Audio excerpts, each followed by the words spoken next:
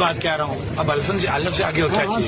جس وقت تک اللہ نے مجھے یہ زبان دی ہے بات کر رہے ہیں کہ الف میں نے اٹھایا نہ ہمارا پاکستان کے ساتھ نہ پاکستانی اداروں کے ساتھ. ہاں اب کیونکہ اداروں کو بھی ڈسکس کر رہا ہوں اس کی وجہ یہ ہے کہ یہاں پہ ایک ادارے کا ذمہ دار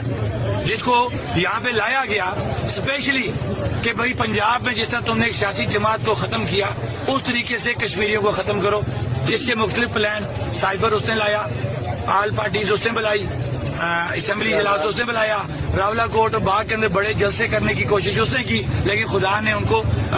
ہمیشہ گندا کیا، ذلیل و رسوا کیا. اسی طریقے سے اب امن مارچ کے نام ایک اور ڈرامہ اس کے اندر فٹ کرنے کی کوشش کی. لیکن ہم پھر یہ کہیں گے کہ بحیثیت ادارہ جب ہم بات کریں گے ہم کبھی پاک فوج کے خلاف بات نہیں کریں گے. بحیثیت ملک جب بات کریں گے ہم ریاست پاکستان کی جو عوام ہے ہم اس کے خلاف کبھی بات نہیں کریں گے، کیونکہ ان کے جو احسانات اب پاکستان کی عوام کے ہمارے اوپر ہیں ہم ساری عمر نہیں اتار سکتے. یعنی آزاد کشمیر کے سیاست